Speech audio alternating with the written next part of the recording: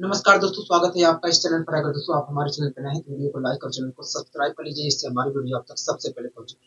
आइए दोस्तों, शुरुआत करते हैं आज की अपनी पाठशाला। पहला क्वेश्चन आपकी स्क्रीन पर है, ध्यानपूर्वक देखिए। पहला क्वेश्चन आखिर क्या कह रहा है दोस्तों? इस क्वेश्चन में कह रहा है कि एक व्यक्ति अपनी आय का 75% खर्च करता है। हाँ, कह रहा है कि एक व्यक्ति है जो अपनी आय का 75% खर्च करता है। हाँ, आगे क्या कह रहा है? आगे कह रहा है कि यदि व्यक्ति की आय, कह रहा है कि यदि व्यक्ति की आय 20% बढ़ता है, कह रहा है कि यदि व्यक्ति की आय 20% बढ़ता है तथा व्यय भी 10% बढ़ जाए, तो बताइए बचत में कितने परसेंट का परिवर्तन होगा? कह रहा है कि एक व्यक्ति जो है अपनी आय का 75% खर्च करता है। कह रहा है कि यदि उसकी आय 20% बढ़ जाए और खर्च भी 10% बढ़ 10% बढ़ जाए, तो बताइए उसकी बचत में कितने परसेंट का परिवर्तन होगा? हाँ, यही तो कह रहा है। हाँ, यही चीज हमसे कह रहा है। ठीक है, तो आइए दोस्तों हम यहाँ पर पता करने की कोशिश करते हैं कि यदि उसकी आय में 20% की वृद्धि हो जाए और खर्च में भी 10% की वृद्धि हो जाए, तो उसकी उसकी बचत में कुल कितने परसेंट का परिवर्तन होगा? ठीक है, कोई दिक्कत कोई परेशानी को नहीं, हमें कोई दिक्कत कोई परेशानी नहीं है। दोस्तों जो व्यक्ति है अपनी आय का 75% पैसा खर्च करता है। हाँ, 75% पैसा खर्च करता है। 75% की फ्रैक्शन क्या होती है? को देखिए 25 या 75, 25 चौके 100 होती है, मतलब 3/4 कौवे। हाँ, दोस्तों 75% की फ्रैक्शन जो होती है 3/4 होती है। चाहे मैं 75% कहूँ चाहे 3/4 कहूँ, बात एक ही है। दोस्तों जो व्यक्ति है अपनी आय का 75% पैसा खर्च करता है, अपनी आय का 75% पैसा खर्च करता है, मतलब 3/4, मतलब 50।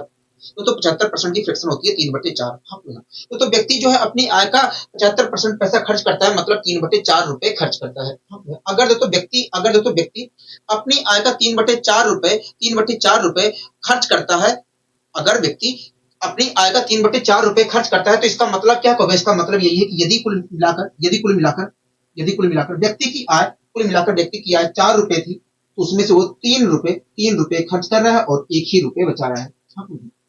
तो व्यक्ति जो है अपनी आय का 75% पैसा खर्च करता है, मतलब 3/4 रुपए खर्च करता है। तो इसका मतलब दोस्तों यही है कि यदि कुल मिलाकर व्यक्ति की आय कुल मिलाकर 4 यूनिट है, तो उसमें से वो 3 यूनिट तो खर्च कर रहा है और 1 रुपए ही बचत कर रहा है। हाँ, 1 यूनिट ही बचत कर रहा है। आप मेरी बात से सहमत हो गए? हाँ, हम आपकी बात से सहमत।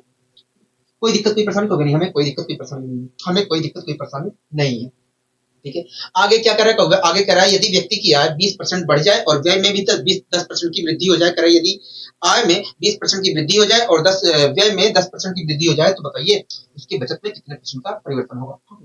तो व्यक्ति की आय कितनी है? 4 यूनिट है। हाँ, तो आप मुझे बताइए, अगर व्यक्ति की आय में 20% की वृद्धि हो जाए, 20% की वृद्धि हो जाए, तो व्यक्ति की आय कितनी हो जाएगी? तो भैया हम नहीं बता सकते। मैंने कहा क्यों? तो वह इसलिए क्योंकि हम 4 का 20% आसानी से नहीं निकाल सकते, इसलिए हम नहीं बता पा रहे हैं कि अगर आय 4 यूनिट है तो 20% वृद्धि होने के बाद कितनी आय हो जाएगी। हाँ, ठीक है। इसी प्रकार दोस्तों आप मुझे बताइए, अगर व्यक्ति कुल मिलाकर 3 रुपए पहले खर्च कर रहा था, तो अगर उसका खर्च आज, दोस्तों व्यक्ति का खर्चा कुल कितना था? हो गया 3 यूनिट। हाँ, अगर दोस्तों इसके खर्च में 10% की वृद्धि हो जाए, तो व्यक्ति का खर्चा कितना बढ़ जाएगा? तो देखिए, अगर मैं इसका 10% निकालता हूँ तो आसानी से ही निकाल पाता हूँ। हाँ, तो देखिए अगर हम आसानी से निकाल लेते तो हम बता देते कि भैया अगर खर्चे में 10% की वृद्धि हो रही है तो खर्चा इतना हो जाएगा, लेकिन हम आसानी से नहीं निकाल पा रहे हैं, इसलिए हम नहीं बता पा रहे हैं। ठीक, तो इसके लिए एक काम करिए दोस्तों, हमसे पूछा कितने परसेंट का परिवर्तन होगा, तो परसेंटेज में वैल्यू पूछी गई है। जब भी फ्रैक्शन या परसेंटेज में वैल्यू पूछी जाती है तो आपको मेन वैल्यू से मतलब ही नहीं होता है, आपको अनुपातिक वैल्यू से मतलब होता है। हम ठीक है, तो इसके लिए एक काम करिए दोस्तों, हर जगह आप डबल जीरो बढ़ा लीजिए, जिससे मैं आसानी से इस क्वेश्चन को सोल्व कर सकूं। कोई दिक्कत कोई परेशानी को नहीं, हमें कोई दिक्कत कोई परेशानी नहीं। अब दोस्तों जब मैंने बढ़ा लिया तो इसका मतलब क्या होगा? इसका मतलब ये है कि यदि कुल मिलाकर व्यक्ति की आय 400 है, यदि कुल मिलाकर व्यक्ति की आय 400 है, उसमें से वो 300 रुपए खर्च कर रहा है और 100 रुपए ही बचत कर रहा है। इस प्रकार देखा जाए तो व्यक्ति की आय कुल मिलाकर कितनी है? 400 रुपए है और उसमें से वो 300 रुपए खर्च कर रहा है और 100 रुपए की वो बचत कर रहा है। ठीक है, दोस्तों हमसे क्वेश्चन में कह रहा था कि यदि व्यक्ति की आय में 20% की वृद्धि हो जाए और खर्च में 10% की वृद्धि हो जाए, तो बताइए बचत में कितने परसेंट का परिवर्तन होगा? तो आप मुझे बताइए, अगर आय कितनी है? 400 है। अगर आय में 20% की वृद्धि हो जाए, तो व्यक्ति की आय कितनी हो जाएगी? को देखिए, अगर मैं इसका 20% निकालता हूँ, देखिए अगर मैं 20% निकालता हूँ तो आएगा 80, मतलब अगर आय में कुल मिलाकर 80 रुपए की वृद्धि हो जाए तो व्यक्ति की आय कुल मिलाकर 480 रुपए हो जाएगी। ठीक, कोई दिक्कत नहीं परेशानी को नहीं, हमें कोई दिक्कत नहीं परेशानी नहीं। इसी प्रकार दोस्तों खर्चे में अगर कुल मिलाकर 10% की वृद्धि हो जाए तो व्यक्ति का खर्च कितना हो जाएगा? देखिए तो मैंने कहा कि यदि व्यक्ति के व्यय में 10% की वृद्धि हो जाए तो व्यक्ति का व्यय कितना हो जाएगा, वो व्यय देखिए, अगर मैं इसका 10% निकालता हूं, अगर मैं इसका 10% निकालता हूं तो आ रहा है 30। मतलब अगर खर्च में 30 रुपए की और वृद्धि हो जाए तो व्यक्ति का खर्चा हो जाएगा, व्यक्ति का व्यय कुल मिलाकर 330 रुपए हो जाएगा। कोई दिक्कत कोई परेशानी को नहीं, हमें कोई दिक्कत कोई परेशानी नहीं। यहाँ तक सारी चीजें क्लियर हो गया, हाँ यहाँ तक सारी चीजें क्लियर है, ठीक है। दोस्तों व्यक्ति की आय में वृद्धि होने पर व्यक्ति की आय इतनी हो गई है, खर्च में वृद्धि होने पर व्यक्ति का खर्चा कुल मिलाकर 330 रुपए हो गया। हाँ ना?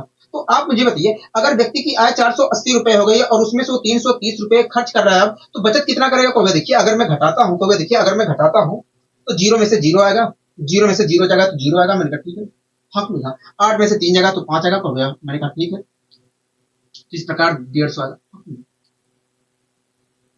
कोई दिक्कत कोई परेशानी को नहीं, हमें कोई दिक्कत कोई परेशानी नहीं है। तो व्यक्ति की आय में वृद्धि होने पर व्यक्ति की आय 480 हो गई और खर्च में वृद्धि होने पर व्यक्ति का खर्चा कुल मिलाकर 330 रुपए होगा। तो इस प्रकार देखा जाए तो अब व्यक्ति कुल मिलाकर 150 रुपए बचत करेगा, कहोगे हाँ। अगर आय में वृद्धि हो जाए और खर्च में भी वृद्धि हो जाए तो इस प्रकार देखा जाए तो व्यक्ति कुल मिलाकर 150 रुपए बचत करेगा, कहोगे हाँ 150 रुपए बचत करेगा, हाँ 150 रुपए बचत करेगा, ठीक है। तो व्यक्ति पहले 100 रुपए बचत कर रहा था, हाँ। अब दोस्तों देखा जाए तो अब वो दोस्तों पहले व्यक्ति 100 रुपए बचत कर रहा था, कहोगे हाँ। लेकिन आय में और खर्च में वृद्धि होने की वजह से अब वो कुल मिलाकर 150 रुपए बचत कर रहा है, कहोगे हाँ।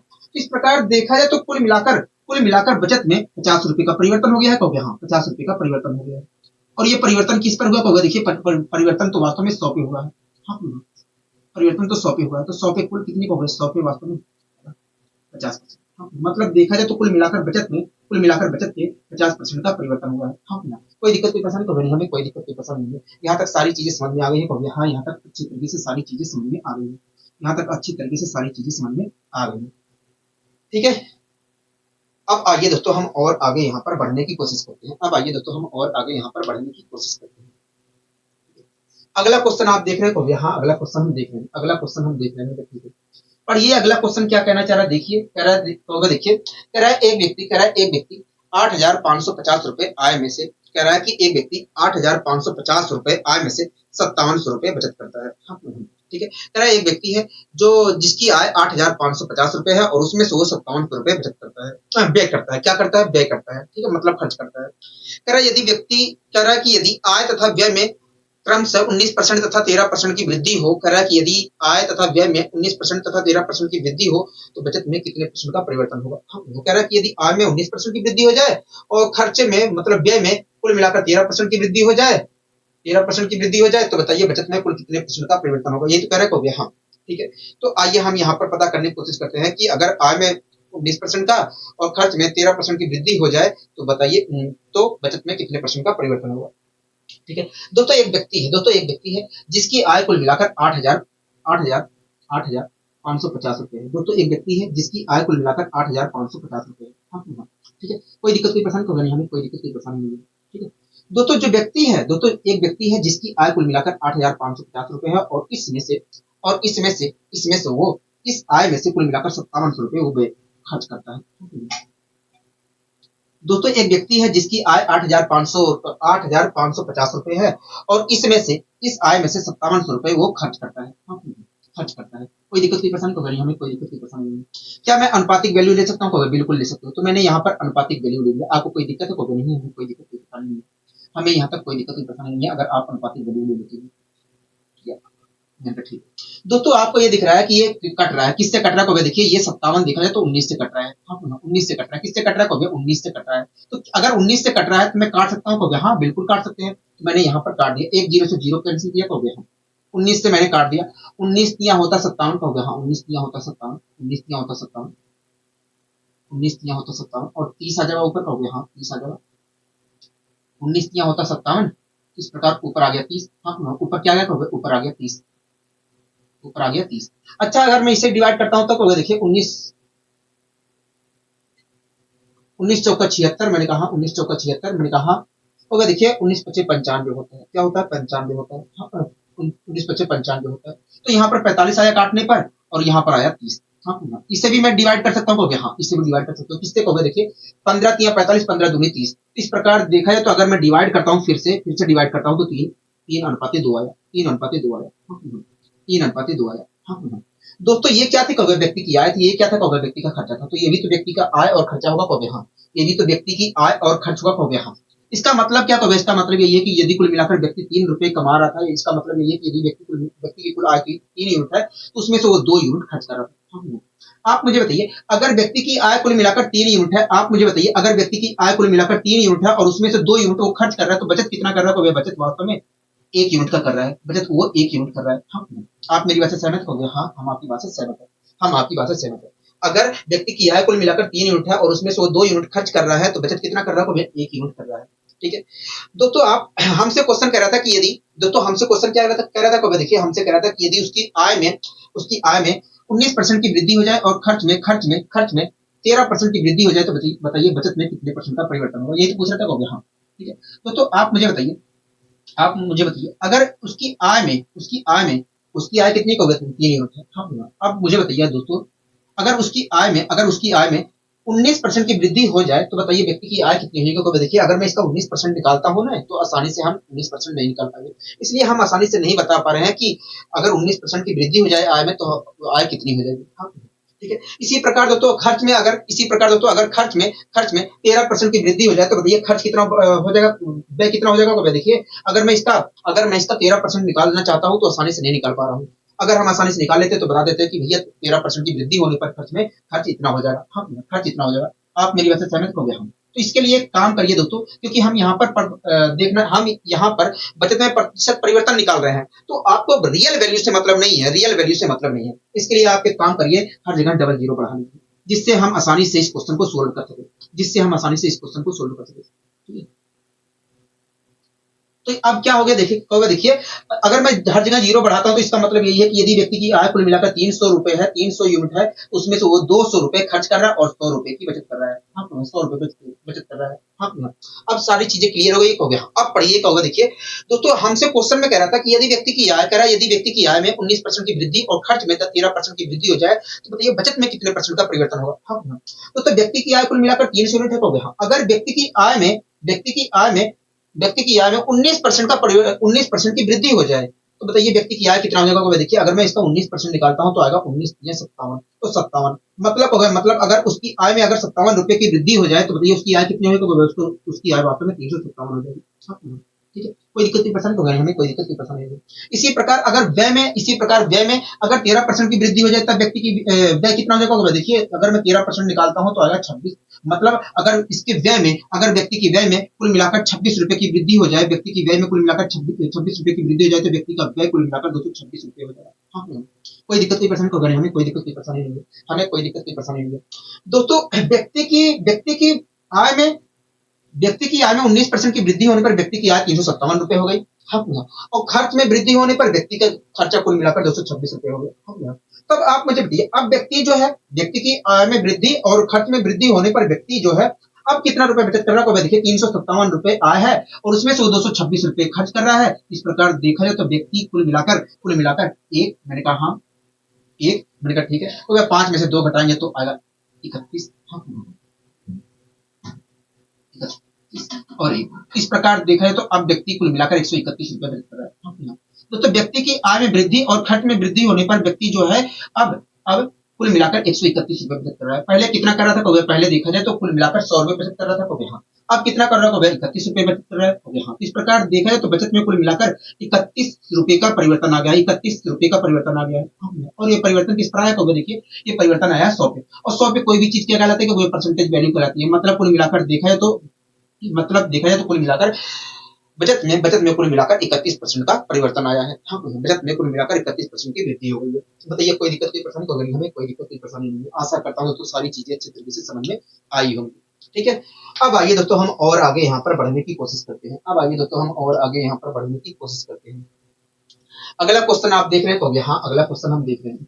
पढ़िए अगले क्वेश्चन को, देखिए क्या कहना चाह रहा है, देखिए हमसे अगला क्वेश्चन कह रहा है कि एक व्यक्ति 1350 रुपए आय में से, कह रहा है एक व्यक्ति 1350 रुपए आय में से, कह रहा है एक व्यक्ति 1350 रुपए, अच्छा 1350 नहीं है, 13,500 रुपए आय में से, कह रहा है एक व्यक्ति 13,500 रुपए आय में से 9,000 रुपए व्यय करता है। हाँ, कह रहा है यदि आय तथा व्यय में 13% तथा 19% 9% की वृद्धि हो, तब बताइए बचत में कितने परसेंट का परिवर्तन होगा। कह रहा है कि तब बताइए बचत में कितने परसेंट का परिवर्तन होगा। हाँ, ठीक है।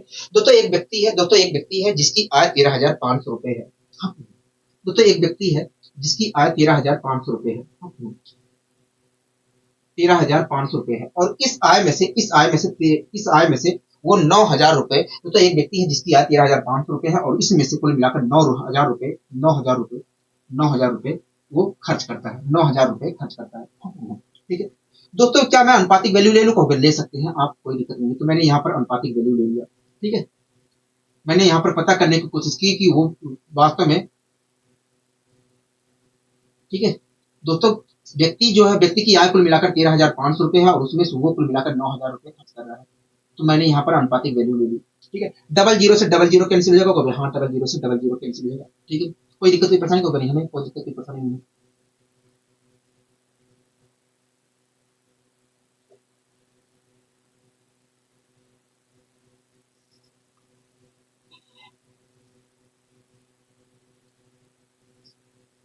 दोस्तों आपको अच्छी तरीके से दिख रहा है कि 90 जो है 45 से पूरी तरीके से डिवाइड होती है और 135 भी 45 से पूरी तरीके से डिवाइड होती है। तो हाँ, इसलिए मैंने 90 को 45 से डिवाइड कर दिया। 45 दूना 90 हुआ। कहोगे हाँ, 45 दूना 90 हुआ। 45 दूना 90 हुआ। तो यहाँ पर क्या आएगा? 2 आएगा। 45 या कितना होता है? 45 या 135 होता है। तो यहाँ पर आएगा 3। हाँ, इस प्रकार देखा है तो अगर मैं डिवाइड करता हूँ, दोनों का अनुपातिक वैल्यू लेता हूँ तो 3:2 आया। हाँ, 3:2 आया। तो दोस्तों ये क्या है? कहोगे ये कुछ, दोस्तों ये क्या था? कहोगे ये व्यक्ति की आय थी और ये क्या था? कहोगे ये व्यक्ति का खर्चा था। इस प्रकार देखा है तो अगर डिवाइड करने पर ये आ रहा है और इसे डिवाइड करने पर ये आ रहा है, तो इसका मतलब ये है कि यदि व्यक्ति की आय कुल मिलाकर 3 यूनिट है तो उसमें से वो 2 यूनिट खर्च कर रहा है। हाँ, 2 यूनिट खर्च कर रहा है। कोई दिक्कत कोई परेशानी तो नहीं। एक बात बताइए, अगर व्यक्ति की आय कुल मिलाकर 3 यूनिट है, अगर व्यक्ति की कुल आय 3 यूनिट है और उसमें से 2 यूनिट वो खर्च कर रहा है, तो बचत कितना कर रहा है? तो बचत वास्तव में 1 यूनिट कर रहा है। बचत वास्तव में 1 यूनिट का कर रहा है। कोई दिक्कत कोई परेशानी तो नहीं, हमें कोई दिक्कत कोई परेशानी नहीं है। ठीक है दोस्तों, हमसे क्वेश्चन में आगे क्या कह रहा था? को देखिए, हमसे कह रहा था कि यदि आय में कह रहा था यदि आय में 13% की वृद्धि और खर्च में 9% की वृद्धि हो जाए तो व्यक्ति की बचत में कितने परसेंट का परिवर्तन होगा। हाँ, ठीक है दोस्तों, व्यक्ति की आय कुल मिलाकर 3 यूनिट है। कहोगे हाँ, अगर व्यक्ति की आय में 13% की वृद्धि हो जाए तो व्यक्ति की आय हो कितनी जाएगी? तो देखिए, अगर मैं इसका 13% निकालना चाहता हूँ तो आसानी से नहीं निकाल पा रहा हूँ। हाँ, तो इसके लिए एक काम करिए दोस्तों, जब आप आसानी से नहीं निकाल पा रहे हैं तो आप हर जगह डबल जीरो बढ़ा लीजिए, जिससे आप आसानी से क्वेश्चन को सोल्व कर सकें। दोस्तों मैंने बढ़ा लिया, तो इसका मतलब आप क्या हुआ? कहोगे देखिए, जब आप बढ़ा लोगे तो इसका मतलब यही है कि यदि व्यक्ति की आय कुल मिलाकर 300 रुपए है, 300 रुपए है, तो उसमें से वो 200 रुपए खर्च कर रहा है और 100 रुपए ही बचत कर रहा है। हाँ, ठीक है तो व्यक्ति की आय कुल मिलाकर 300 रुपए है। कहोगे हाँ, और उसमें से वो 200 रुपए खर्च कर रहा है। कहोगे हाँ, तो बचत कितना कर रहा है? कहोगे 100 रुपए कर रहा है। मैंने कहा ठीक है। अगर दोस्तों व्यक्ति की आय 13%, अगर व्यक्ति की आय में 13% की वृद्धि हो जाए तो व्यक्ति की आय कितनी हो जाएगी? तो देखिए, अगर मैं इसका 13% निकालता हूँ, तो आएगा 39। मतलब हो गया, मतलब देखा जाए तो अगर इसकी आय में कुल मिलाकर 13% मतलब 39 रुपए की वृद्धि हो जाए तो व्यक्ति की आय कुल मिलाकर 339 रुपए हो जाएगा। 339 रुपए हो जाएगा। आप मेरी वैसे सहमत कहोगे हम। इसी प्रकार दोस्तों, अगर व्यय कुल कितना कर रहा था? कहोगे पहले 200 रुपए कर रहा था। हाँ, अगर दोस्तों व्यय में कुल मिलाकर 9% की वृद्धि हो जाए तो व्यय कितना हो जाएगा? कहोगे देखिए, अगर मैं इसका 9% निकालता हूँ तो 9 दूनी 18 आ रहा है। तो देखिए, अगर व्यय में कुल मिलाकर 9% मतलब 18 रुपए की वृद्धि हो जाए तो व्यक्ति के व्यय कुल मिलाकर 218 रुपए हो जाएगा। कोई दिक्कत की परेशानी तो नहीं, हमें कोई दिक्कत की परेशानी नहीं। दोस्तों, व्यक्ति की आय में वृद्धि होने पर व्यक्ति की आय 339 रुपए हो गई और खर्च में वृद्धि होने पर व्यक्ति का खर्चा कुल मिलाकर 218 रुपए हो गए। तो व्यक्ति की आय में अगर वृद्धि होने पर व्यक्ति की आय 339 रुपए हो गई है और खर्च में वृद्धि होने पर व्यक्ति का खर्चा कुल मिलाकर 218 रुपए हो गया, तो व्यक्ति अब बचत कितना कर रहा है? कहोगे देखिए, व्यक्ति जो है 339 रुपए में से 218 रुपए खर्च कर रहा है। तो इस प्रकार देखा जाए तो व्यक्ति कुल मिलाकर एक 3 में से 2 121 रुपए बचत कर रहा है। 121 रुपए बचत कर रहा है। 121 रुपए बचत कर रहा है। दोस्तों व्यक्ति पहले कुल मिलाकर 100 रुपए बचत कर रहा था। कहोगे हाँ, दोस्तों व्यक्ति कुल मिलाकर पहले 100 रुपए बचत कर रहा था। कहोगे हाँ, लेकिन आय में वृद्धि और खर्च में वृद्धि होने पर व्यक्ति कुल मिलाकर अब 121 रुपए बचत कर रहा है। कहोगे हाँ, इस प्रकार देखा है तो बचत में कुल मिलाकर 21 रुपए का परिवर्तन आ गया। कहोगे हाँ, इस प्रकार देखा है तो बचत में कुल मिलाकर 21 रुपए की वृद्धि आ गई है। 21 रुपए की वृद्धि हो गई है। मतलब देखें तो बचत में कुल मिलाकर 21 21 रुपए का परिवर्तन आया और परिवर्तन किस पर आया, कहोगे 100 पे आया है। हाँ, और कोई भी चीज 100 पे क्या कहलाती है, कहोगे परसेंटेज वैल्यू कहलाती है। हाँ, मतलब देखा जाए तो कुल मिलाकर बजट में 21% का परिवर्तन आया है। हाँ, यहाँ तक सारी चीजें क्लियर है, कहोगे हाँ यहाँ तक सारी चीजें क्लियर है। बहुत ही अच्छे वे में, आशा करता हूँ समझ में आया भी होगा, बहुत ही अच्छे वे में आपको समझ में आया भी होगा। ठीक है, अब आइए दोस्तों हम और आगे यहाँ पर बढ़ने की कोशिश करते हैं। ठीक है दोस्तों, अगला क्वेश्चन आप देख रहे हैं, कहोगे हाँ अगला क्वेश्चन हम देख रहे हैं। अगला क्वेश्चन आप देख रहे हैं, कहोगे हाँ हम अगला क्वेश्चन देख रहे हैं। पढ़िए अगले क्वेश्चन को, देखिए क्या कहना चाह रहा है, कहोगे देखिए कह रहा है किसी शहर की जनसंख्या, कह रहा है किसी शहर की जनसंख्या प्रथम वर्ष 16 सही 2/3% बढ़ जाती है। 16 सही 2/3% की फ्रैक्शन जो होती है 1/6 होती है। हाँ, मतलब पहले वर्ष जो जनसंख्या है, पहले वर्ष जनसंख्या में 1/6 की वृद्धि हो जाती है। हाँ, मतलब पहले वर्ष जनसंख्या जो है 7/6 हो जाती है। हाँ, इसका मतलब भी अगर मैं देखना चाहूँ तो इसका मतलब ये है कि यदि जनसंख्या कुल मिलाकर 6 यूनिट है तो 1 साल बाद जनसंख्या 7 यूनिट हो जाती है।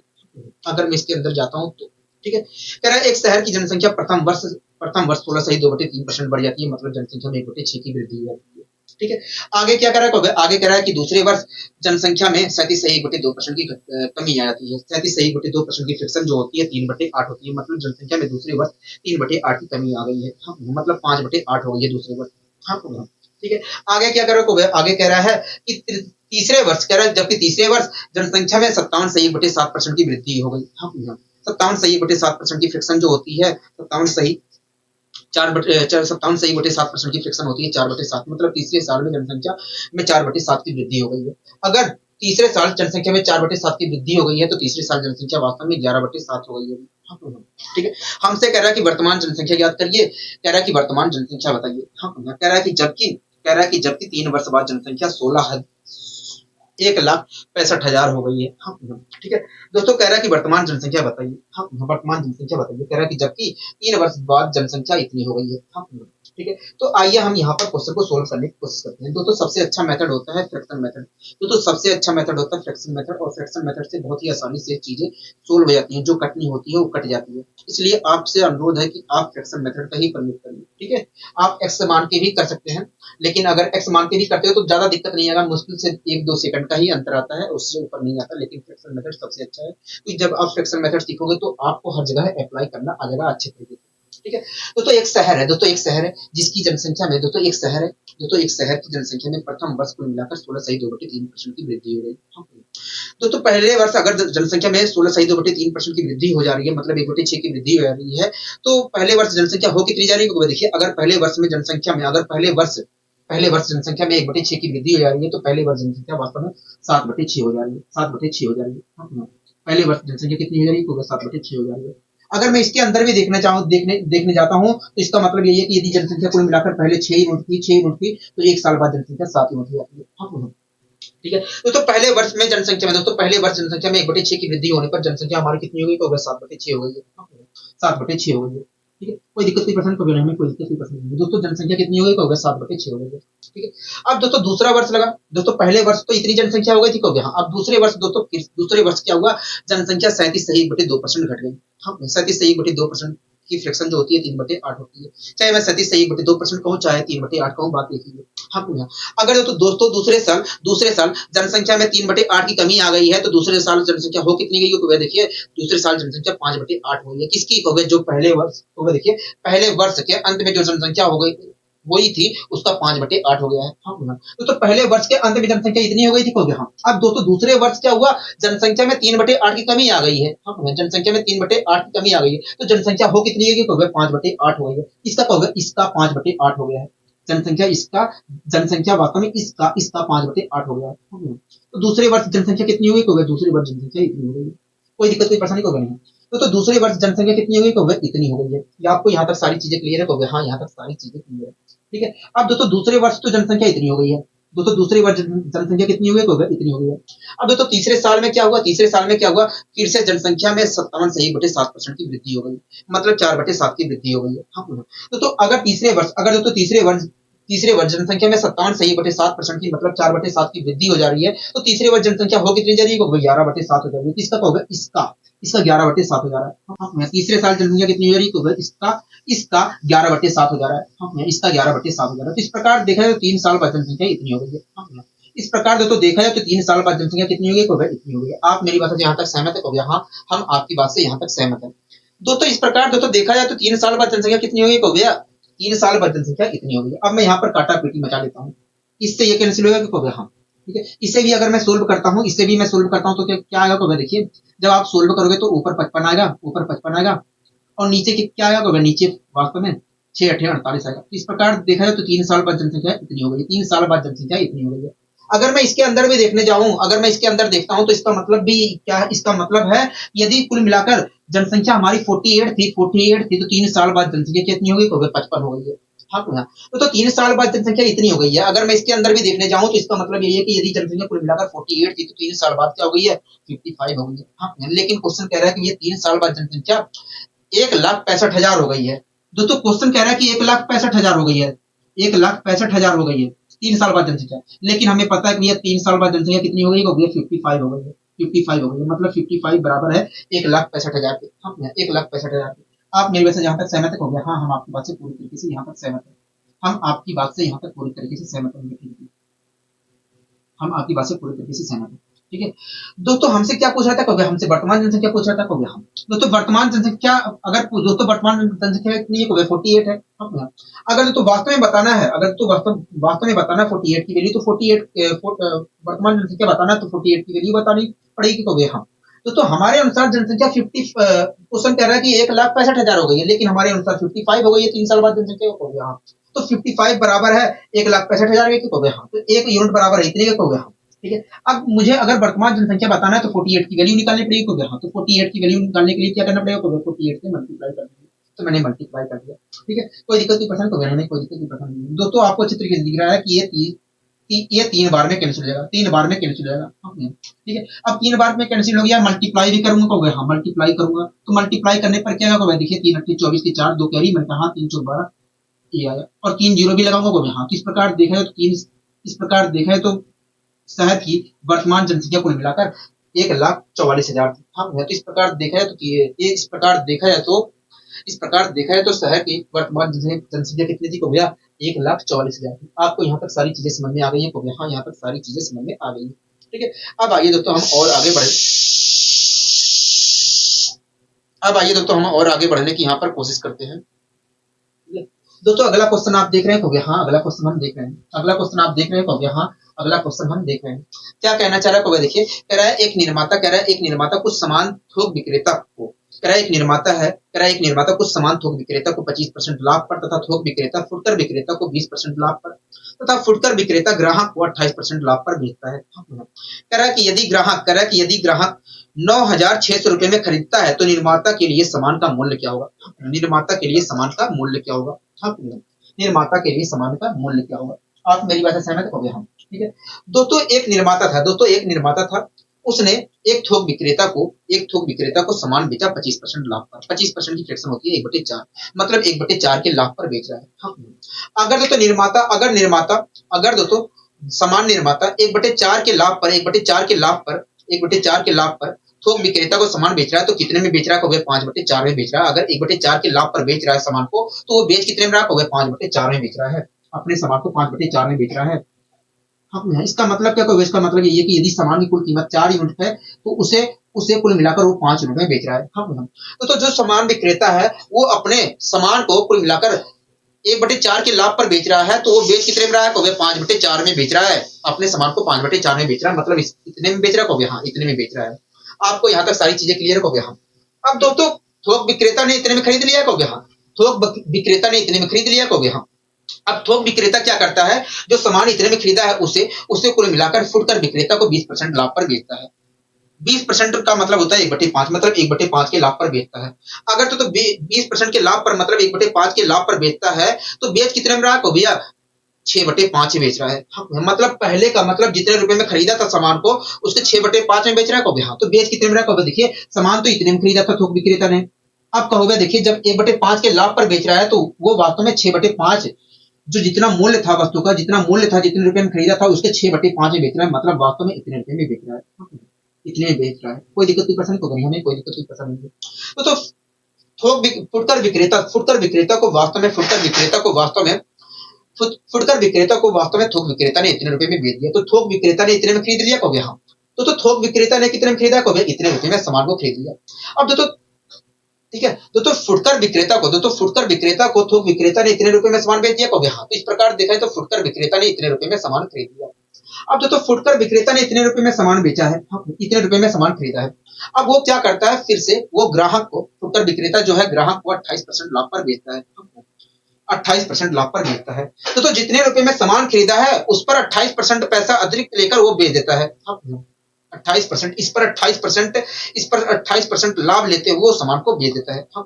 28% की फ्रैक्शन क्या होती है, हो गया 28% की फ्रैक्शन जो होती है 7/25 होती है।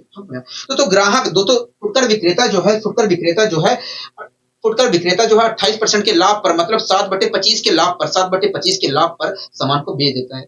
अगर दोस्तों 7/25 के लाभ पर सामान को बेचता है तो बेचता कितने में है, हो गया 32/25 में बेचता है। जितने रुपए में खरीदा था उसके 32/25 में बेचता है अपने सामान को, मतलब हो गया, मतलब कितने रुपए में बेचता है, मतलब कितने रुपए में वो ग्राहक को बेचता है, हो गया हाँ।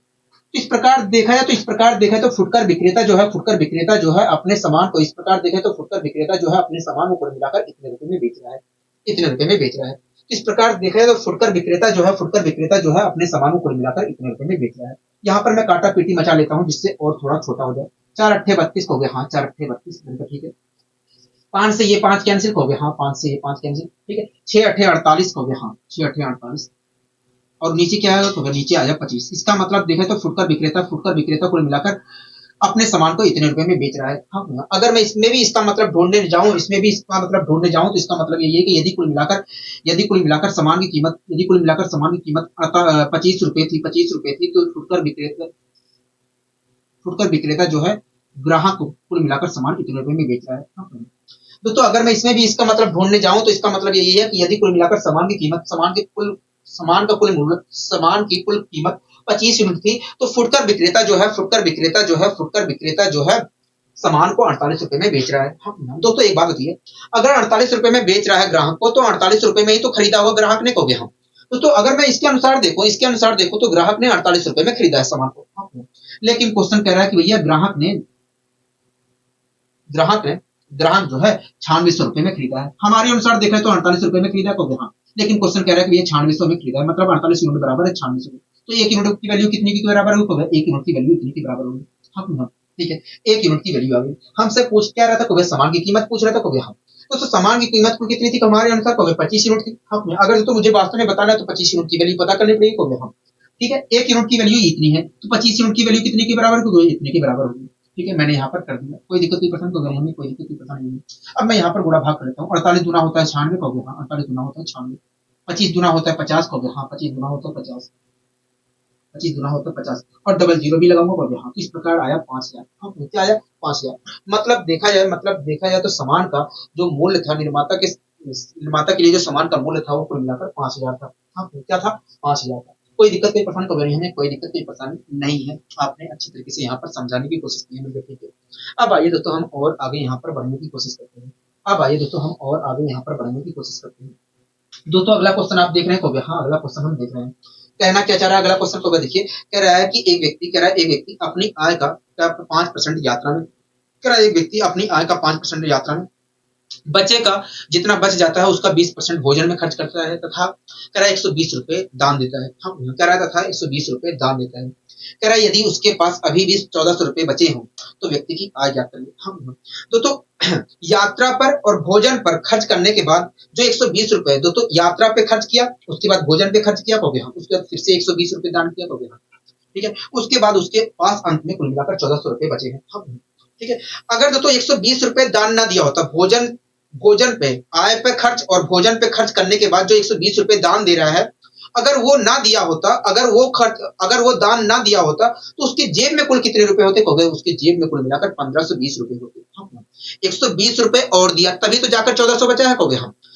दोस्तों भोजन आय पे खर्च कर लिया, भोजन पे खर्च किया, उसके बाद 120 रुपए और दान कर दिया तो उसके पास 1400 रुपए बचे हैं। अगर ना दान किया होता तो कुल मिलाकर उसके पास 1520 रुपए बचते। हम आय पर और भोजन पर खर्च करने के बाद उसके पास कुल मिलाकर 1520 रुपए बचते। आपको समझ में आ रहा है कि नहीं, कहोगे हाँ यहाँ तक समझ में आ रहा है। ठीक है, तो आइए हम इस क्वेश्चन को भी यहाँ पर सोल्व करने की कोशिश करते हैं फ्रैक्शन मेथड से। ठीक है। तो एक व्यक्ति है जो अपनी आय का 5% यात्रा में खर्च करता है। हाँ, अपनी आय का 5% यात्रा में खर्च करता है।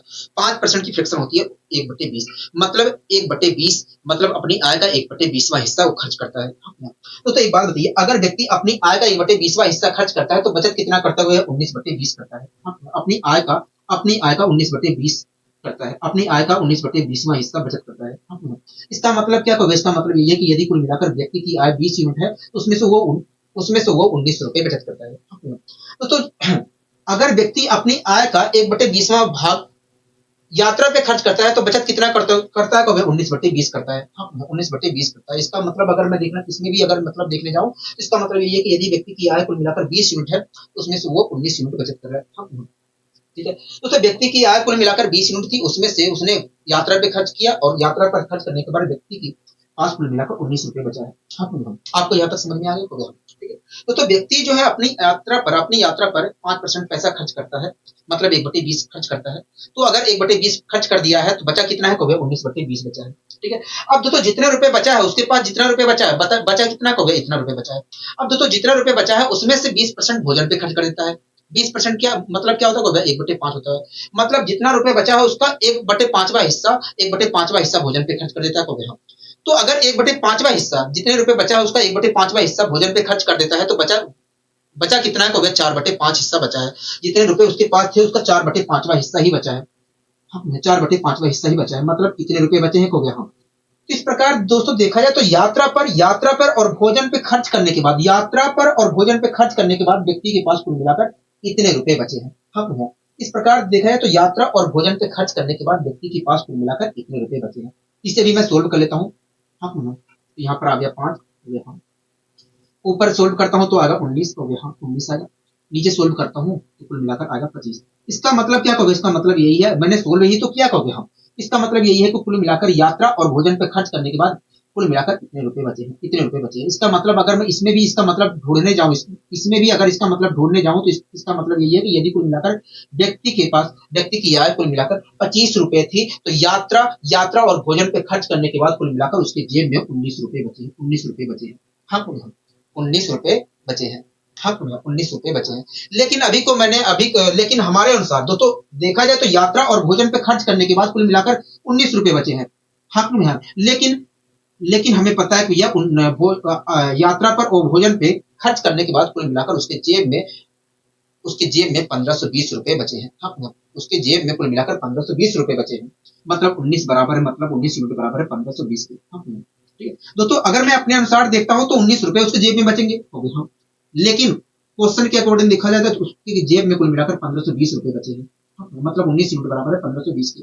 हाँ, तो 1 यूनिट की वैल्यू इतने के बराबर हो गया। हम हमसे क्या पूछ रहा था? व्यक्ति की आय पूछ रहा था। व्यक्ति की आय कितनी थी? 25 यूनिट थी। अगर व्यक्ति की आय वास्तव में निकालनी है तो 25 यूनिट की वैल्यू निकालनी पड़ेगी। हाँ, तो मैंने 25 यूनिट की वैल्यू निकाल ली। 1 यूनिट की वैल्यू ये है, 25 यूनिट की वैल्यू वास्तव में ये होगी। ठीक है, कोई दिक्कत की परेशानी नहीं, हमें कोई दिक्कत की परेशानी नहीं है।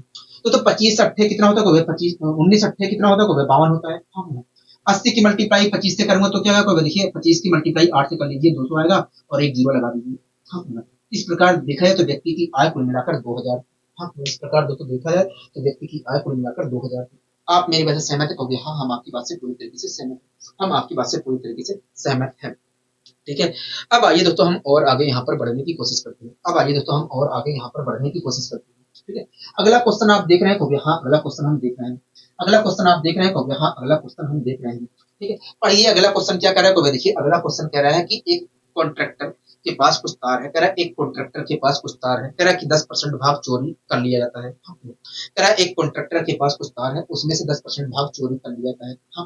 कह रहा है कि उसके बाद जितना बचता है, कह रहा है उसके बाद जितना बचता है उसका 70% भाग भेज देता है।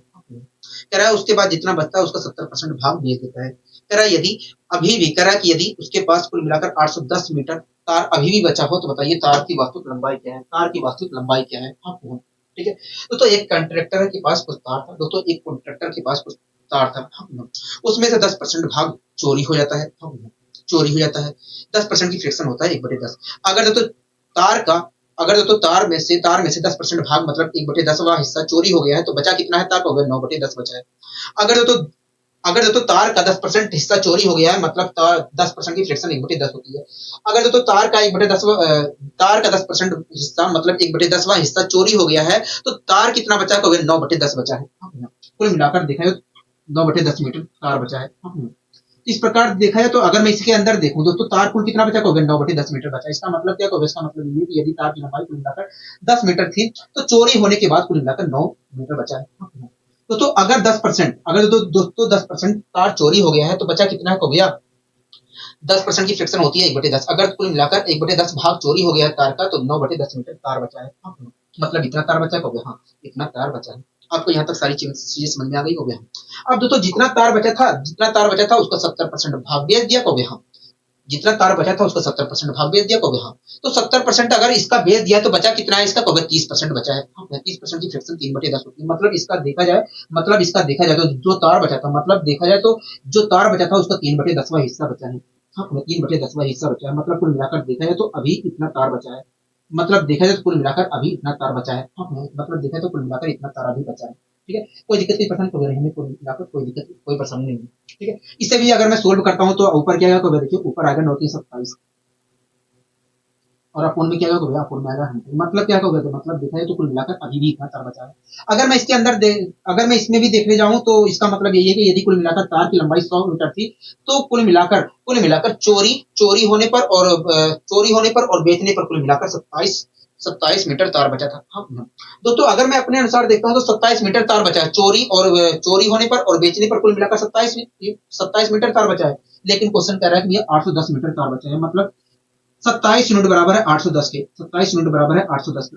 तो एक यूनिट की वैल्यू कितने के बराबर होगी? देखिए 27 यूनिट बराबर है 810 के, तो एक यूनिट की वैल्यू इतने के बराबर होगी। हमसे पूछ रहा था क्या होगा? तार की लंबाई पूछ रहा था। अगर तार की लंबाई बताना है तो 100 यूनिट की जवाब देना पड़ेगा। तो 100 यूनिट की वैल्यू कितने के बराबर है? मल्टीप्लाई कर दिया, मैंने मल्टीप्लाई कर दिया। ठीक है, 27 तिया कितना होता है? 27 तिया होता है 81 और 27 तिया होता है 81। 3 की मल्टीप्लाई 100 से करूंगा तो आएगा 300 और एक जीरो लगाऊंगा तो आएगा 3000। मतलब देखो तार की लंबाई को मिलाकर 3000 क्या थी? 3000 थी। मतलब ये कोई दिक्कत की परेशानी हो गई, हमें कोई दिक्कत की परेशानी नहीं है। हमें कोई दिक्कत की परेशानी नहीं है। तो इस क्वेश्चन को आप 100% से मानकर आसानी से भी कर सकते थे। 100% मानकर भी आसानी से कर सकते थे, क्योंकि यहाँ पर आसानी से 100% मानकर तोड़ा जा सकता है। ठीक है दोस्तों, हम फ्रैक्शन मेथड का उपयोग वहां पर करते हैं जहां पर आसानी से परसेंटेज की वैल्यू ना निकाला जा सके। ठीक है दोस्तों, इसी क्वेश्चन में फिर से करा देता हूँ। कह रहा है कि एक कंट्रक्टर के पास कुछ तार है, कह रहा है कि 10% भाग चोरी कर लिया जाए। दोस्तों तार जो होगा अपने आप में तो 100% होगा। कब? हाँ दोस्तों, जो तार होगा अपने आप में 100% होगा। आप मुझे बताइए, तार था अपने आप में 100% हो गया। हाँ, उसमें से अगर 10% भाग चोरी हो गया है तो बचा कितना होगा? देखिए तार था कुल मिलाकर 100%, मैंने कहा हो गया। देखिए अगर इसमें से 10% भाग चोरी हो गया, 10% भाग चोरी हो गया है, तो बचा है तार 90%। 90% तार बचा है। इसे तो लिखने की कोई जरूरत थी ना थी। हाँ, इसे लिखने की कोई जरूरत ना थी, लेकिन इसे लिखने की जरूरत है। ठीक है, अब दोस्तों जितना तार बचा है, जितना तार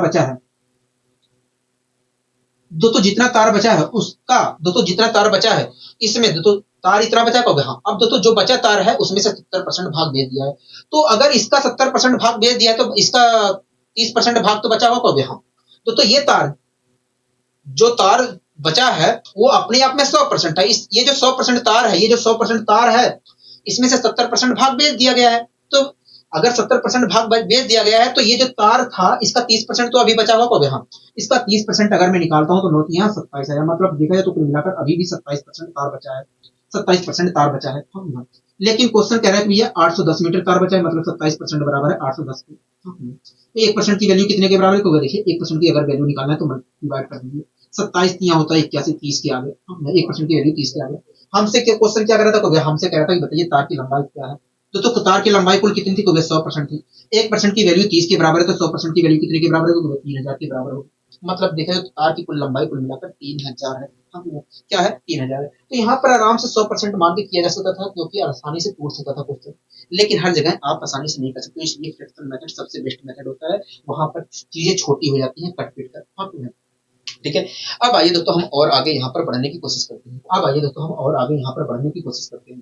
ठीक है दोस्तों, अगला क्वेश्चन क्या कह रहा है? अगला क्वेश्चन कह रहा है कि राम अपने वेतन का 40% भोजन पर, 20% घर के किराए पर और 10% मनोरंजन पर और 10% यातायात पर खर्च करता है।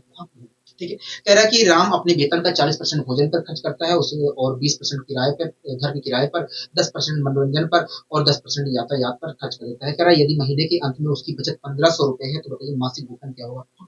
ठीक है। दोस्तों व्यक्ति की दोस्तों राम जो है अपनी वेतन का 40%, दोस्तों राम जो है अपने वेतन का 40% भोजन पे खर्च करता है, कभी हम। ठीक है। अब 20% और 20% घर के किराए पे खर्च करता है, कभी हम। दोस्तों राम जो है अपनी वेतन का 40% अपने भोजन पर खर्च करता है, कभी हम। 20% घर के किराए पे खर्च करता है, कभी हम। 10% मनोरंजन पे खर्च करता है, कभी हाँ 10% मनोरंजन पे खर्च करता है। 10% यातायात पे खर्च करता है, कभी हाँ 10% यातायात पे खर्च करता है। इस प्रकार दोस्तों देखा जाए तो उसने कुल कितने रुपए, कुल कितना, दोस्तों अगर कुल मिलाकर 40% भोजन पे खर्च कर दिया, 20% घर के किराए पे खर्च कर दिया, 10% मनोरंजन पे खर्च कर दिया और 10% यातायात पे खर्च कर दिया, तो कुल कितना खर्चा कर दिया, कभी देखिए कुल देखा जाए तो जीरो, 4 2 6 6 2 8, 80% पैसा खर्च कर दिया, 80% पैसा खर्च कर दिया अपना। इस प्रकार दोस्तों देखा जाए तो राम जो है, इस प्रकार दोस्तों देखा जाए तो राम जो है 80% पैसा खर्च कर दिया है अपने, 80% पैसा खर्च कर दिया है।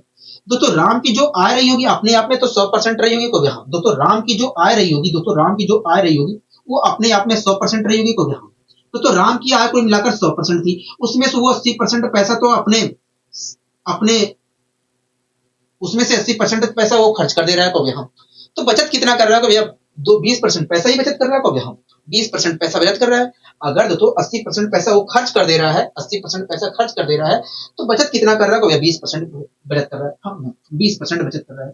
लेकिन क्वेश्चन कह रहा है कि भैया 1500 बचत कर रहा है, मतलब 20% बराबर है 1500, 20% बराबर है 1500, हाँ 20% बराबर है 1500, तो 1% की वैल्यू कितने के बराबर होगी, 1% की वैल्यू वास्तव में इतने की बराबर होगी, हाँ। दोस्तों हमसे क्या पूछा था, कहोगे हमसे कहा था कि बताइए व्यक्ति की आय क्या है, तो व्यक्ति की आय अपने आप में क्या थी, कहोगे 100% थी, हाँ, हाँ। तो 1% की वैल्यू वास्तव में इतने के बराबर है, तो 100% की वैल्यू कितने के बराबर होगी, इतने के बराबर होगी। ठीक है। अब मैं यहाँ पर काटा पीटी मचा लेता हूँ।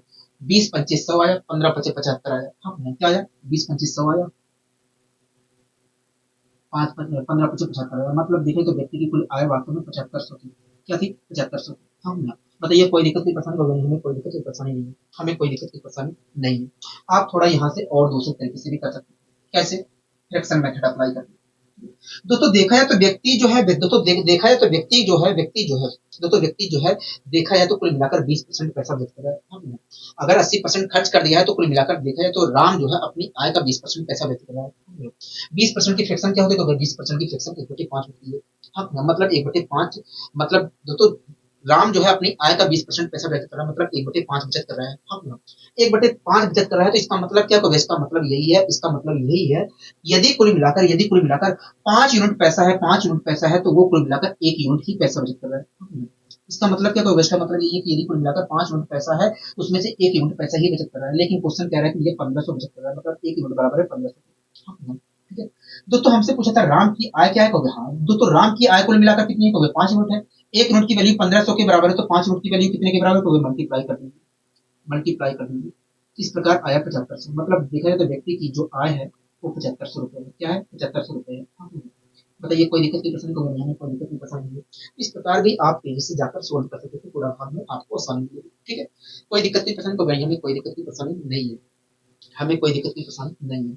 अब आइए दोस्तों हम और आगे यहाँ पर बढ़ने की कोशिश करते हैं, अब आइए दोस्तों हम और आगे यहाँ पर बढ़ने की कोशिश करते हैं। दोस्तों अगला क्वेश्चन आप देख रहे हैं, हाँ अगला क्वेश्चन हम देख रहे हैं, पढ़िए अगला क्वेश्चन क्या कह रहा है, देखिए कह रहा है कि किसी पुस्तकालय में 20% किताबें हिंदी में, कह रहा है कि किसी पुस्तकालय में 20% किताबें हिंदी में, बची हुई किताबें, कह रहा है कि 20% किताबों को छोड़कर जो बची हुई किताबें हैं उसमें से 50% अंग्रेजी में है, हाँ। उसके बाद कह रहा है कि जो उसके बाद जो बची किताबें हैं, उसके बाद कह रहा है कि जो बची किताबें हैं हिंदी और अंग्रेजी को छोड़कर जो बची हुई किताबें हैं उसमें से 30% फ्रेंच में है, हाँ। 30% फ्रेंच में है। कह रहा है कि उसके बाद कह रहा है कि तथा दोस्तों कह रहा है कि 30% फ्रेंच है, कह रहा है कि और कुल मिलाकर 6300 रुपए क्षेत्रीय किताबें हैं, हाँ। कह रहा तथा बची हुई कुल मिलाकर 6300 क्षेत्रीय किताबें हैं। कह रहा है पुस्तकालय में किताबों की संख्या क्या होगी, पुस्तकालय में किताबों की संख्या कितनी होगी, हाँ। ठीक है। तो इस चीज को भी हम फ्रैक्शन मेथड से ही करेंगे, फ्रैक्शन मेथड से ही करेंगे, क्योंकि फ्रैक्शन मेथड सबसे आसान होता है, वो काट पीट कर चीजों को अलग करता है। ठीक है। कह रहा है कि किसी पुस्तकालय में, कह रहा है किसी पुस्तकालय में 20% किताबें हिंदी में है, हाँ। 20% की फ्रैक्शन 1/5, मतलब देखा जाए तो पुस्तकालय के अंदर 1/5 किताबें मतलब देखें तो पुस्तकालय के अंदर, दोस्तों कह रहा है कि पुस्तकालय के अंदर कुल मिलाकर 20% किताबें हिंदी में, मतलब 1/5 किताबें हिंदी में है। अगर दोस्तों पुस्तकालय के अंदर कुल मिलाकर 1/5 किताबें हिंदी में है, तो अदर किताबें कितनी हो गई? देखिए अगर 1/5 किताबें हिंदी में है तो अदर किताबें कुल मिलाकर 4/5 होंगी। हाँ, अदर दूसरी किताबें अगर तो 1/5 किताबें हिंदी में है तो दूसरी किताबें कुल कुल मिलाकर कितनी हुई? हो गया 4/5 होगी। 4/5 होगी। इसका मतलब क्या है? तो इसका मतलब ये कि यदि कुल मिलाकर पुस्तकालय के अंदर कुल मिलाकर 5 किताबें थी, उसमें से कुल मिलाकर, इसका मतलब क्या होगा? इसका मतलब यही है कि यदि कुल मिलाकर पुस्तकालय के अंदर पांच किताबें थी, तो उसमें से कुछ कुल मिलाकर एक किताबें हिंदी की थी और 4 दूसरी थी। ठीक है दोस्तों, अगर 20% किताबें हिंदी हैं, मतलब 1/5 किताबें हिंदी है, तो दूसरी किताबें कितनी होंगी? तो 4/5 होंगी। ठीक है, तो इस प्रकार देखा है तो पुस्तकालय के अंदर हिंदी को छोड़कर कुल मिलाकर इतनी किताबें थी। हिंदी को छोड़कर देखें तो कुल मिलाकर इतनी किताबें थी। कोई दिक्कत, कोई परेशानी? कोई नहीं, कोई दिक्कत, कोई परेशानी नहीं। दोस्तों ये जो जितनी किताबें हैं, दोस्तों हिंदी को छोड़कर जितनी किताबें हैं, इसमें से 50% अंग्रेजी में है। 50% अंग्रेजी में है। 50% की फ्रैक्शन 1/2 होता है, मतलब 1/2 किताबें अंग्रेजी में है। दोस्तों अगर इसका 1/2 किताबें, दोस्तों जितनी किताबें बची हैं, इसमें से अगर 1/2 किताबें अंग्रेजी में है, तो अदर कितनी होंगी? तो देखा जाए तो देखिए, अगर इस जितनी किताबें हैं, जितनी किताबें बची हैं हिंदी को छोड़कर, अगर इसमें से 1/2 अंग्रेजी में है, तो 1/2 अंग्रेजी में है, तो 1/2 दूसरी होगी। 1/2 दूसरी होगी। इस प्रकार देखा जाए तो दूसरी किताबें वास्तव में इतनी है। दूसरी किताबें इतनी है। कोई दिक्कत, कोई प्रश्न? कोई नहीं। इस प्रकार दोस्तों देखा जाए तो पुस्तकालय के अंदर हिंदी और अंग्रेजी को छोड़कर कुल मिलाकर किताबों की संख्या इतनी है। इस प्रकार दोस्तों देखा जाए तो पुस्तकालय के अंदर हिंदी और अंग्रेजी की किताबों को छोड़कर पुस्तकालय के अंदर कुल मिलाकर किताबों की संख्या इतनी है। दोस्तों जितनी किताबें हैं पुस्तकालय के अंदर, हिंदी और अंग्रेजी को छोड़कर पुस्तकालय के अंदर जितनी किताबें हैं, उसमें से 30% किताबें फ्रेंच की हैं। 30% किताबें फ्रेंच की हैं। 30% किताबें फ्रेंच की हैं। ठीक है, एक बात बताइए, अगर जितनी किताबें हैं हिंदी और अंग्रेजी को छोड़कर, ये जितनी किताबें बची हैं, अगर इसमें से 30% फ्रेंच की है, तो 70% क्षेत्रीय किताबें होंगी। को हाँ, 70% क्षेत्रीय किताबें होंगी। को हाँ, 70% का मतलब होता है 7/10। मतलब अगर हिंदी और अंग्रेजी को छोड़कर जितनी किताबें बची हैं, इसमें से अगर 30% फ्रेंच है, तो 70%, इस 70%, इसमें से 70% क्या होंगे? कहोगे 70% क्षेत्रीय किताबें होंगी।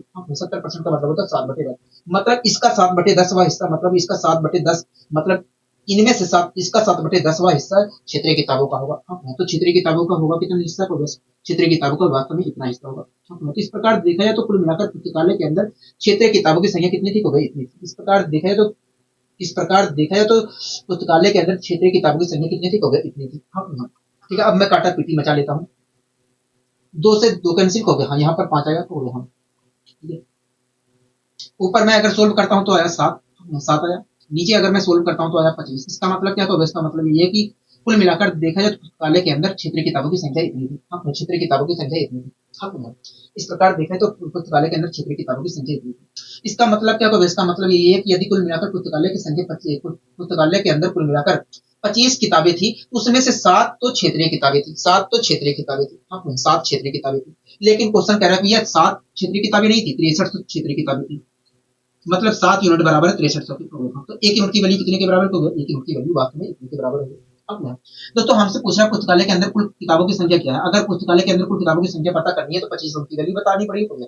तो एक यूनिट की वैल्यू कितने के बराबर होगी? एक यूनिट की वैल्यू वास्तव में इतने के बराबर। तो 25 यूनिट की वैल्यू कितने के बराबर होगी? इतने के बराबर होगी। 7 में 63 होता है, 25 नवैया में होता है 225 हो गया। 225 होता है और डबल जीरो लगा दिया। इस प्रकार देखा जाए तो पुस्तकालय में किताबों की संख्या कितनी थी? हो गया 22,500 थी। क्या थी? 22,500 थी। बताइए कोई दिक्कत, कोई परेशानी? को हमें कोई दिक्कत, कोई परेशानी नहीं है। आपने अच्छे तरीके से यहाँ पर समझाने की कोशिश की है। ठीक है, अब दोस्तों अगला क्वेश्चन भी आप देख लीजिए, हाथों हाथ अगला क्वेश्चन भी देख लीजिए। पढ़िए अगला क्वेश्चन, देखिए क्या कहना चाह रहा है। देखिए कह रहा है कि एक व्यक्ति अपनी आय का 20% बड़े बेटे को, कह रहा है कि उसके बाद जो शेष आय बचती है, कह रहा है कि बड़े बेटे को देने के बाद जो शेष आय बचती है उसका 30% छोटे बेटे को दे देता है। उसके बाद बड़े बेटे और छोटे बेटे को देने के बाद जो शेष आय बचती है, शेष जो राशि बचती है, उसका 10% ट्रस्ट को दान देता है। कह रहा है कि ट्रस्ट को दान दे देता है। कह रहा है उसके पास अब कह रहा है कि अब उसके पास कह रहा है कि कह रहा है कि उसके पास जब अब 10,080 रुपए शेष है। कह रहा है कि अब उसके पास 10,080 रुपए शेष है। कह रहा है कि बताइए उसकी आय क्या है, उसकी आय क्या है। हम कह रहा है कि बताइए उसकी आय क्या है। हम ठीक है, आइए हम यहाँ पर आय व्यक्ति की पता करने की कोशिश करते हैं। दोस्तों एक व्यक्ति है, दोस्तों एक व्यक्ति है जिसकी आय को, दोस्तों एक व्यक्ति है जो अपनी आय का 20% हिस्सा, 20% हिस्सा, दोस्तों एक व्यक्ति है, दोस्तों एक व्यक्ति है जो अपनी आय का 20% हिस्सा बड़े बेटे को दान,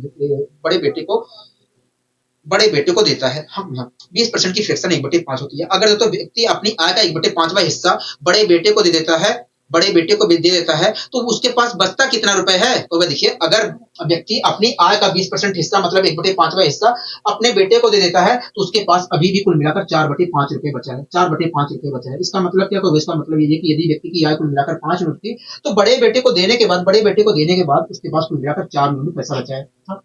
अगर तो व्यक्ति अपनी आय का 20% हिस्सा मतलब 1/5वां हिस्सा अपने बेटे को दे देता है, तो उसके पास बचता कितना को 4/5 रुपए बचता है। 4/5 रुपए बचता है। ठीक है, अब दोस्तों जितने रुपए उसके पास बचा है उसमें से 30% छोटे बेटे को दे देता है कहोगे। हाँ दोस्तों 30% दे देता है। दोस्तों इसका 30% छोटे बेटे को दे देता है कहोगे। हाँ मतलब 3/10वां हिस्सा, इसका 3/10वां हिस्सा छोटे बेटे को दे देता है कहोगे। हाँ अगर तो इसका 30% हिस्सा मतलब 3/10वां हिस्सा छोटे बेटे को दे देता है, तो उसके पास अभी भी कितना बचा है कहोगे, 7/10वां हिस्सा बचा है। इसका 7/10वां हिस्सा बचा है। हाँ, इसका 7/10वां हिस्सा बचा है। हाँ, इसका 7/10वां हिस्सा बचा है। हाँ, इस प्रकार तो देखा जाए, तो इस प्रकार तो देखा जाए तो बड़े बेटे और छोटे बेटे को देने के बाद कुल मिलाकर व्यक्ति के पास कितने रुपए बचा था। हाँ, तो इस प्रकार दोस्तों देखा जाए तो बड़े बेटे और छोटे बेटे को देने के बाद अपनी आय में से बड़े बेटे और छोटे बेटे को देने के बाद उसके पास कुल इतने रुपए बचा था। हाँ, अब दोस्तों बड़े बेटे और छोटे बेटे को देने के बाद वो जो उसके पास जितना रुपए बचा है उसमें से वो 10% ट्रस्ट को दान देता है। 10% ट्रस्ट को दान देता है कहोगे। दोस्तों अगर इसमें से 10% हिस्सा, अगर दोस्तों इसमें से 10% मतलब इसका 1/10वां हिस्सा, अगर दोस्तों इसका 1/10वां हिस्सा ट्रस्ट को दे देता है, ट्रस्ट को दे देता है, तो उसके पास अभी कितना बच रहा है तो देखिए अगर इसका 1/10वां हिस्सा ट्रस्ट को दे देता है तो अभी उसके पास 9/10वां हिस्सा बच रहा है। इसका 9/10वां हिस्सा बच रहा है। मतलब देखा जाए तो व्यक्ति के पास अभी कुल मिलाकर इतने रुपए बचा है। मतलब देखे तो व्यक्ति के पास कुल मिलाकर अभी इतने रुपए बचा है। आप मेरी बात से सहमत हो गए। हाँ हम आपकी बात से पूरी तरीके से सहमत है। यहाँ पर मैं काटा पीटी मचा लेता हूँ। ठीक है, यहाँ पर मैं काटा पीटी मचा लेता हूँ। यहाँ पर हो जाएगा 5 हो गया। हाँ और यहाँ पर क्या हो जाएगा, यहाँ पर भी हो जाएगा 5, यहाँ पर भी हो जाएगा 5।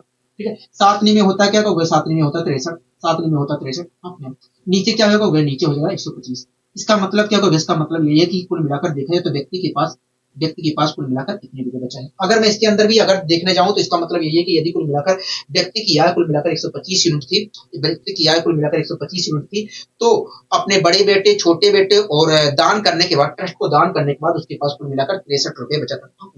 दोस्तों अगर मैं देखूं यहाँ पर तो 63 रुपए उसके पास बचा है शेष। हम लेकिन क्वेश्चन कह रहा है कि भैया 10,080 रुपए बचा है। अगर दोस्तों मैं अपने अनुसार देखूं तो 63 रुपए उसके पास बचा है कुल शेष। लेकिन क्वेश्चन कह रहा है कि ये 10,080 रुपए बचा है। मतलब 63 यूनिट बराबर 10,080 की, 63 यूनिट बराबर 10,080 की। तो एक यूनिट की वैल्यू इतनी के बराबर होगी। तो यहाँ एक यूनिट की वैल्यू इतनी के बराबर होगी। यहाँ तक सारी चीजें समझ में आ गई होगी। यहाँ तक सारी चीजें समझ में आ गई। ठीक है, तो हमसे पूछ रहा है आय क्या होगी तो हाँ तो आय हमने कितनी मानी को 125 यूनिट मानी है। हाँ अगर मुझे एक आय वास्तव में बताना है तो 125 यूनिट की वैल्यू बतानी पड़ेगी को हाँ तो एक यूनिट की वैल्यू इतने के बराबर है, तो 125 यूनिट की वैल्यू कितने के बराबर होगी, इतने के बराबर होगी, इतने के बराबर होगी। हाँ अब बात आती है कि सोल्व कैसे किया जाए। हाँ दोस्तों ये वास्तव में यहाँ पर न 7 दिख रहा है, न 9 दिख रहा है, न 7 दिख रहा है। हाँ तो वास्तव में यहीं पर डिवाइड होगा, जो भी डिवाइड होगा यहीं पर डिवाइड होगा। हाँ तो डिवाइड कर लेते हैं। दोस्तों ये दिख रहा है कि हम वास्तव में ये 9 से डिवाइड हो रहा है, 9 से डिवाइड हो रहा है नहीं हो गया। हाँ 9 1 जा 9 हो गया। हाँ 9 1 जा 9। ठीक है, कितना बचा हो गया 1 बचा। 9 1 जा 9 हो गया। हाँ 9 दूनी 18। फिर से ये डिवाइड होगा किससे होगा, देखिए ये 7 से डिवाइड होगा, 7 से डिवाइड होगा, 7 से डिवाइड होगा। या दूसरे तरीका क्या है होगा देखिए। ठीक है 7 से डिवाइड कर लीजिए, वैसे मत करिए। ठीक है, अब ये तो 9 से डिवाइड कर दिया होगा। हाँ 7 बचा, 7 से अब डिवाइड करूंगा तो होगा देखिए 16 आएगा। हाँ क्या आएगा 16 आएगा, 16 आएगा। अब 16 की मल्टीप्लाई 125 से करूंगा तो क्या होगा देखिए, 16 की मल्टीप्लाई होगा देखिए 25, 16 25 80 की 8, मैंने कहा हाँ हो गया 8 बचा। 16 25 80 की 8, 16 25 80 की 0, 8 कैरी, 16 दूनी 32, 32 8 है 40, 4 कैरी। हाँ तो 16 की मल्टीप्लाई अगर 125 से करता हूं दोस्तों 7 से मैंने 112 को काटा तो 16 आया, 16 की मल्टीप्लाई 125 से किया तो ये आया, लेकिन एक जीरो भी तो लगेगा, कहोगे हाँ एक जीरो भी लगेगा। इस प्रकार देखा जाए तो व्यक्ति की आय, इस प्रकार दोस्तों देखा जाए तो व्यक्ति की आय कुल मिलाकर 20,000 रुपए थी। क्या थी? व्यक्ति की आय कुल मिलाकर 20,000 रुपए थी। बताइए यहाँ तक कोई दिक्कत कोई परेशानी होगी नहीं, हमें यहाँ तक कोई दिक्कत कोई परेशानी नहीं है। आपने बहुत ही अच्छे तरीके से यहाँ पर समझाने की कोशिश की है, ठीक है। अब आइए दोस्तों हम और आगे यहाँ पर बढ़ने की कोशिश करते हैं। अब आइए दोस्तों हम और आगे यहाँ पर बढ़ने की कोशिश करते हैं, ठीक है। दोस्तों अगला क्वेश्चन आप देख रहे हैं, कहोगे हाँ अगला क्वेश्चन हम देख रहे हैं। पढ़िए अगला क्वेश्चन क्या कहना चाह रहा है, कहोगे देखिए अगला क्वेश्चन कह रहा है कि मिस्टर मोर कह रहा है मिस्टर मोर अपनी अपनी 20% आय भोजन पे, 15% बच्चों की शिक्षा पर, और शेष का कह रहा है कि मिस्टर मोर जो है अपनी अपनी 20% भोजन अपनी